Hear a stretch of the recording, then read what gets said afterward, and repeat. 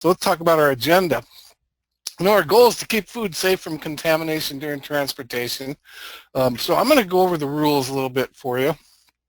And I'll talk about the implication, and really we want to reduce risk by controlling hazards, and we're going to look at some problem areas, and I'm going to talk about sanitation, temperature controls, and then these other nasty things that come in on your packaging, spills, accidents, fraud, cargo theft, allergens, and then I'm going to move over into a preventive mode. That's different than corrective action, okay? So we're going to talk about that a little bit. And then, of course, the part you like the most, documentation requirements. I got a couple simple, really simple, cheap solutions for you.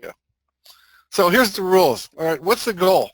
Well, we want to prevent transported food from becoming filthy, putrid, decomposed, etc. During transportation. So that's any time food is moving in any kind of container or vehicle or whatever, that it could potentially become contaminated. And we want to reduce the risk, right? So we have to make sure we have proper refrigeration. We're going to clean vehicles.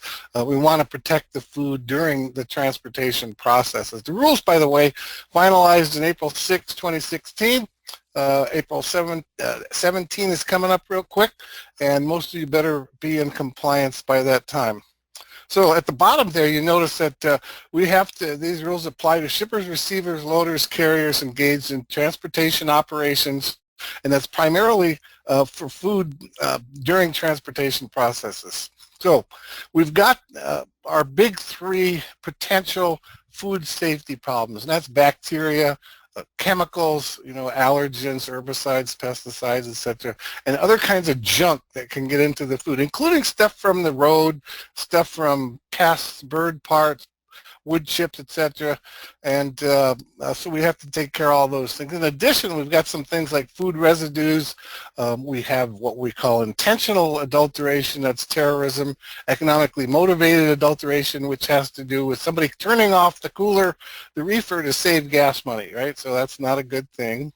Then we have other things like radiation. Remember the Japanese tsunami hit, and when the tsunami hit, the radiation came out of the nuclear generating plant, and it went all over the food, went all over the ocean, spoiled a lot of things. So then we have regular spoilage, and this one, chemical extraction and migration, and that has to do with the idea that packing materials, especially the plastics, they emit their chemical contents into the food inside of the package, and that's not a good thing.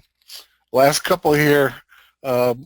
Theft, food is stolen all the time. We know that there's fraudulent food out there on the market, and we have to do the best we can to protect our consumers from that. And then, of course, we have recall problems. We have some